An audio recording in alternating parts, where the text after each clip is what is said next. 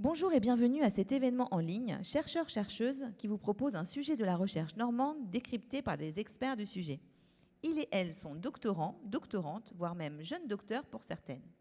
Aujourd'hui, nous accueillons Alexandra Bénard, docteure au laboratoire Aliments, Bioprocédés, Toxicologie et Environnement, ABTE, de l'Université de Caen-Normandie, qui nous fera peut-être passer du côté obscur dans le dernier épisode Cheese Wars, l'ascension de Salmonella.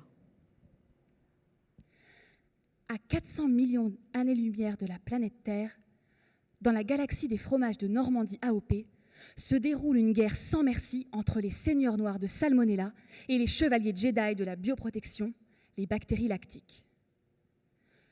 Mais avant de vous raconter cette histoire, revenons-en au commencement.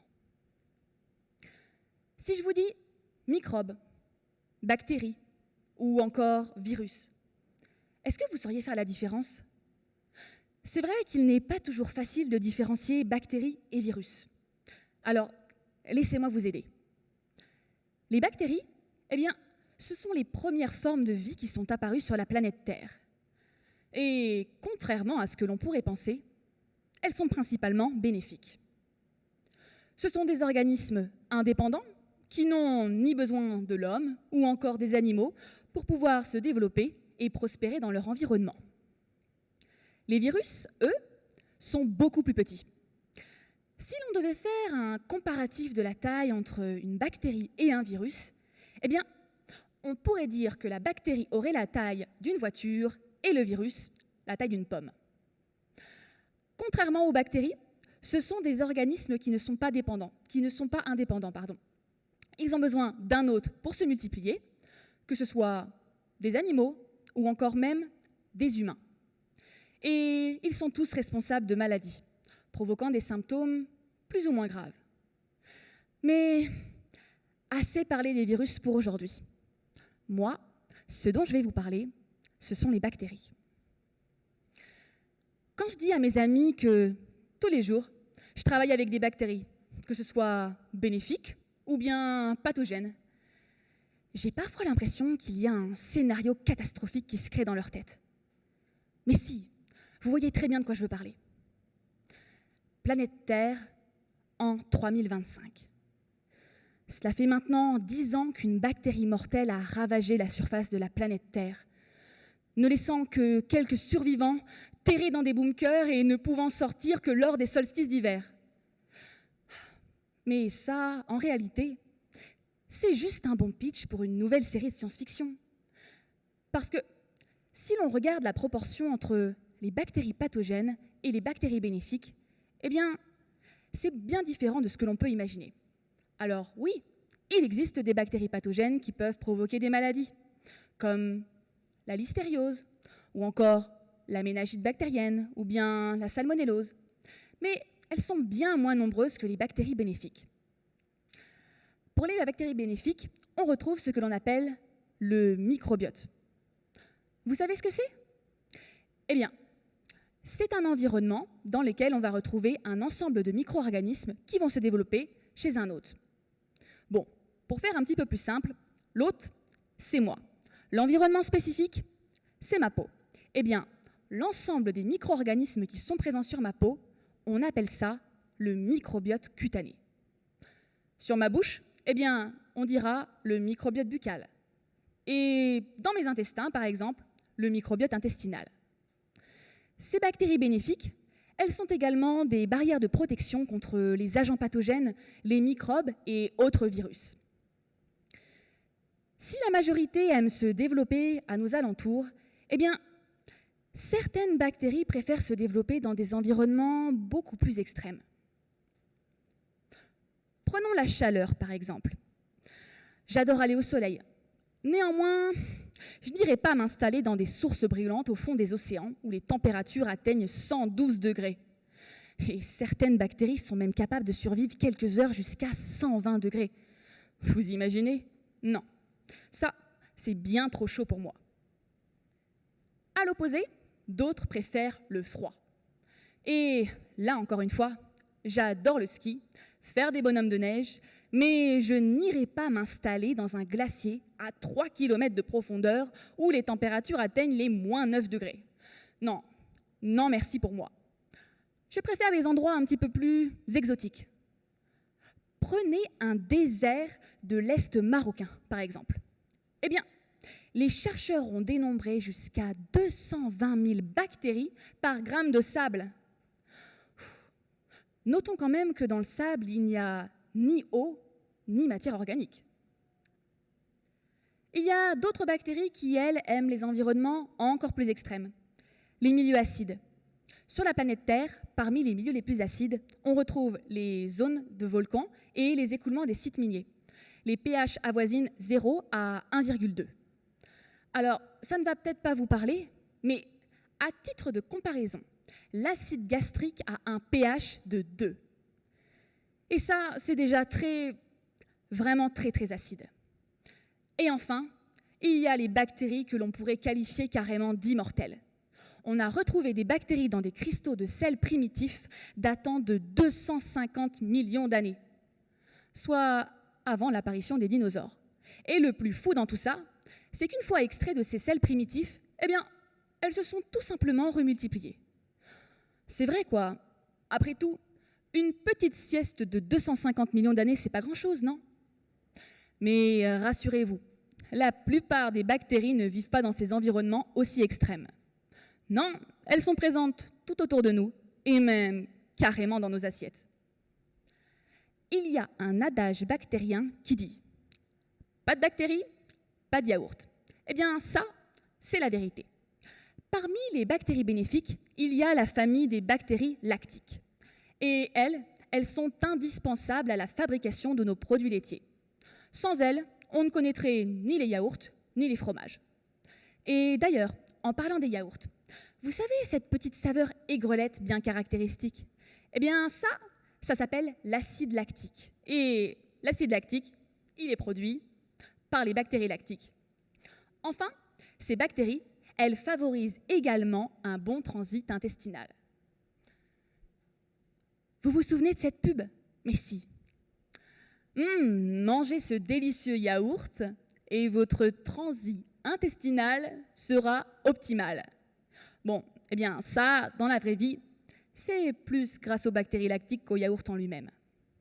Et parmi ces bactéries lactiques, laissez-moi vous présenter la mascotte. Son prénom, Lactococcus. Son nom, Lactis. Une de ses professions, eh bien, pouvoir transformer le lait en caillé. Autrement dit, fabriquer du fromage. Et ce, depuis l'an 6000 avant Jésus-Christ. Autant vous dire qu'à côté, nous, on est des bébés. Mais si j'aime vous parler de toutes ces bactéries bénéfiques que l'on retrouve dans nos intestins ou encore dans nos assiettes, il faut que je sois totalement honnête avec vous. Et il y en a d'autres qui sont beaucoup moins sympathiques. Les bactéries pathogènes. Et la reine, c'est elle. Salmonella enterica. Ou comme j'aime personnellement la surnommer, Madame Salmonella. Sa profession à elle, c'est... Comment vous dire? Imaginons, vous venez de terminer votre dîner et vous prenez une petite tranche de camembert de Normandie AOP. Attention, pas n'importe quel fromage, la crème de la crème. Sauf que ce que vous ne savez pas, c'est que Madame Salmonella est venue s'installer dans votre morceau de fromage.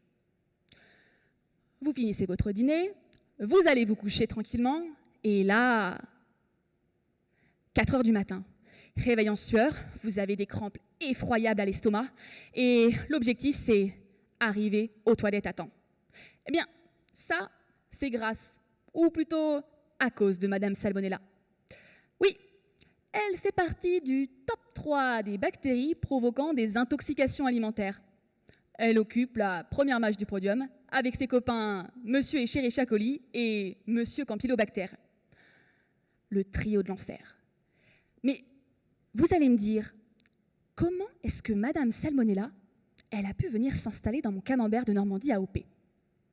Eh bien, la réponse, c'est parce que ce fromage est fait avec du lait cru. Mais le lait cru, c'est quoi exactement? Eh bien, si vous ouvrez votre frigo, dans la majorité des cas, vous aurez du lait pasteurisé ou thermisé.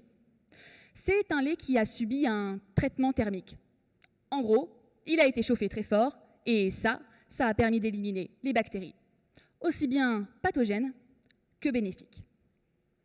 Pour nos fromages de Normandie AOP, le Livaro, le Pont-l'Évêque, le Neuchâtel et le très célèbre Camembert de Normandie, eh bien, ils sont pour la majorité fabriqués avec du lait cru. C'est-à-dire que c'est un lait qui n'a subi aucun traitement. L'avantage, eh bien, on garde toutes les bactéries bénéfiques. À nous le boost du système immunitaire et le transit intestinal idéal. Oui, mais le souci, c'est que parfois, eh bien, c'est une porte ouverte aux bactéries pathogènes comme Madame Salmonella. Vous allez me dire, il existe plein de solutions, de choses que l'on peut ajouter pour lutter contre les bactéries pathogènes dans les aliments. Et vous avez raison. Le souci, c'est que pour qu'un fromage soit d'appellation d'origine protégée, ou AOP, il doit respecter un cahier des charges très strict. Autrement dit, il y a des règles, et si vous y dérogez, vous n'aurez pas le statut AOP. Et le statut AOP, c'est un gage de qualité. Parmi les règles, eh bien, aucun autre ingrédient que ceux déjà présents sur la liste ne peuvent être ajoutés. Ail. Aucun traitement ne peut être effectué. Double ail. Et enfin, pour terminer, vous ne pouvez pas ajouter d'additifs. Bon, là, on est mal barré.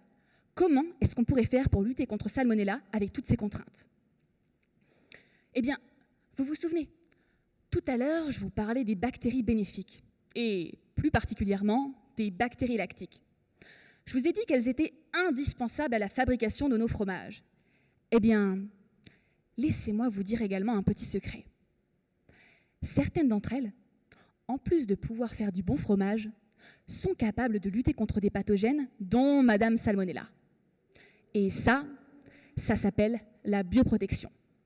On ajoute des bactéries bénéfiques dans le processus de fabrication de notre camembert de Normandie pour faire du bon fromage et lutter contre Madame Salmonella. Bref, un bouclier contre les pathogènes. Mais Madame Salmonella, elle n'a pas dit son dernier mot. Et oui, c'est une bactérie qui est très coriace. Et il ne faut pas seulement une bactérie bénéfique pour pouvoir la vaincre. Non, il en faut plusieurs. Et ça, ce sont les chevaliers Jedi de la bioprotection. Ces chevaliers, ils doivent répondre à plusieurs critères très importants. Commandement numéro 1, faire du bon fromage. Tout le monde doit être amis les uns avec les autres. Oui, il ne faudrait pas éliminer les autres bactéries bénéfiques non plus. En troisième, il faut pouvoir vaincre Madame Salmonella. Et enfin, pour terminer, il faut que chacun ait son arme spécifique. En un mot, le teamwork. Agir sur plusieurs fronts pour pouvoir vaincre Madame Salmonella. Mais c'est bien beau l'histoire que je vous raconte, mais vous allez vous dire, à quel moment est-ce qu'elle intervient? Je comprends pas, elle avait dit qu'elle était chercheuse, non? Eh bien, oui, ces chevaliers Jedi de la bioprotection, ils n'apparaissent pas par miracle, non. C'est moi qui les cherche. 3 ans de travail acharné. Vous voyez, j'arrive même plus à parler. J'ai regardé à la loupe, non pas des dizaines, des centaines, mais bien des milliers de bactéries bénéfiques. 1450 pour être exact. C'est pour vous dire à quel point ça m'a traumatisée. Et parmi ces 1450, j'en ai trouvé 5. Alors, 5, ça peut sembler peu, mais n'oubliez pas les commandements.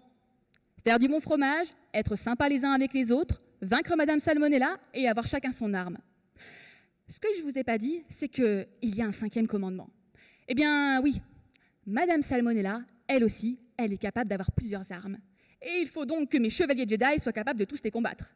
Et ça, c'était encore plus difficile. Après 3 ans d'une lutte acharnée, quelques victoires, mais surtout beaucoup de défaites, j'ai enfin réussi à créer mon bataillon de chevaliers Jedi.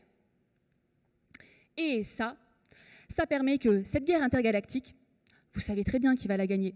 C'est les bactéries lactiques.